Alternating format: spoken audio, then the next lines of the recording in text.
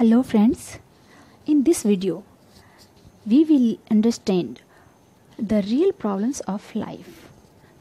So let's start. People lament that they do not have water supply in their apartment, or that they don't have a nice car or a high paying job or palatial bungalow. Being caught up in the immediate problems of life, they hardly think of the real problems that every one of us has to face in life. If we do not find solutions to these problems, we will have to suffer perpetually in this world of birth and death.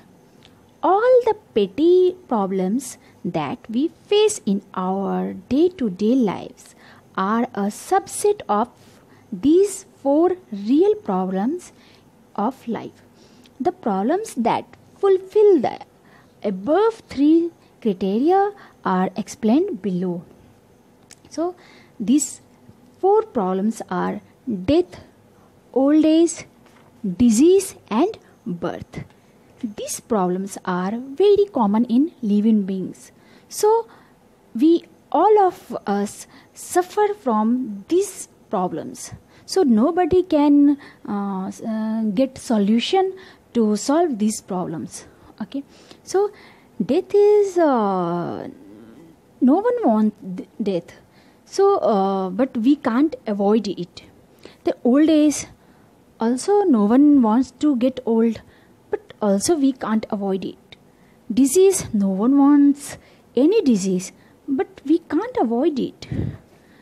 Birth, no one wants to suffer the pain of birth. Birth is an extremely painful experience for the living entity.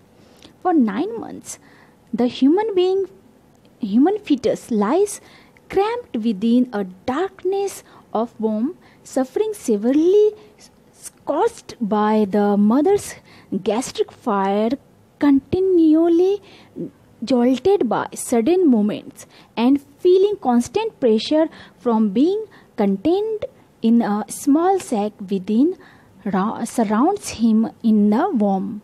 So, these four problems we are suffering, through which we are suffering. So, can you think about it? Why we are suffering from these problems? So, let's find out.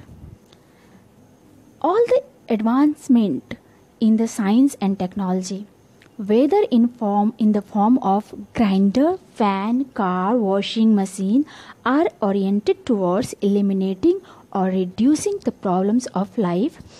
Everyone is struggling to increase happiness unlimitedly and eliminate all suffering. But despite all of man's effort, he is increasing his suffering unlimitedly and scarcely able to trace happiness in the rat race. Have we become successful in counter-racing the real problems of life, birth, old age, disease, and death? We have only become experts in covering up the reality. In fact, scientific advancement means newer and more ingenious ways of covering up the reality. Once a man become allured by the beauty of a young girl who seems to be in her teens.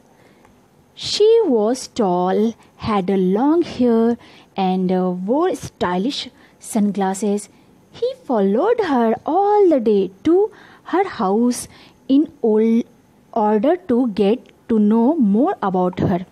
When she entered her house, he peeped in through the window. He found her removing her high heels, and her hair reduced drastically. She removed her wig, and her white hair showed up. She removed her sunglasses and her eyes, sunken within their socket, were exposed. She removed the makeup and her skin shows ugly wrinkles. She removed her dentures and her actual age stood exposed as 60 and not 16.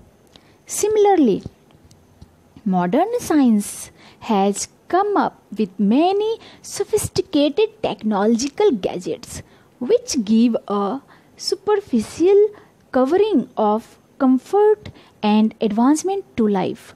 But actually, when we get a deeper understanding, one learns that below this razzle dazzle, the problems of life still persist. We still have to suffer due to old age, disease, and death. Man is trying to create a heaven on hell, but this covering up the reality business will very soon be exposed. Washington once said, "You can cheat some people all the time, all the people some of the time, but not all the people all the time." Anybody with a little common sense can understand that science has hardly begun to address the real problem of life. Science gives only patch-up solutions to cover up problems but does not help solve problems. Many scientific inventions have apparently increased to comforts of man, but they have given rise to secondary problems that never existed before. What is the solution today is the cause of problem tomorrow. For example, when the automobiles was introduced at first time, everyone rejoiced, thinking that they could now cover large distance in short time. But the situation today is highlighted by a World Bank research report dealing with the Bombay city pollution problem. Thus, despite his much-touched technological growth, man has not become happy because the problems created by technology keep tormenting him. Neither has he found the technology helpful in solving the real problems of life. Based on one principal law such as electricity or electromagnetic radiation, thousands of appliances such as fan, grinder, washing machine, mobile, TV set, etc. are floated amongst the masses. The gullible masses forget God who created the principal laws of electricity, electromagnetic waves, etc. and become falsely proud by possessing these appliances. Without such fundamental laws made by the supreme lawmaker, God, all our mobiles and TVs would be rendered useless.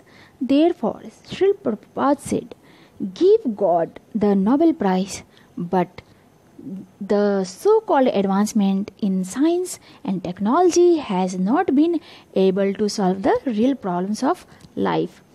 It has only intoxicated man to become godless, ignoring his prime duty of Krishna consciousness.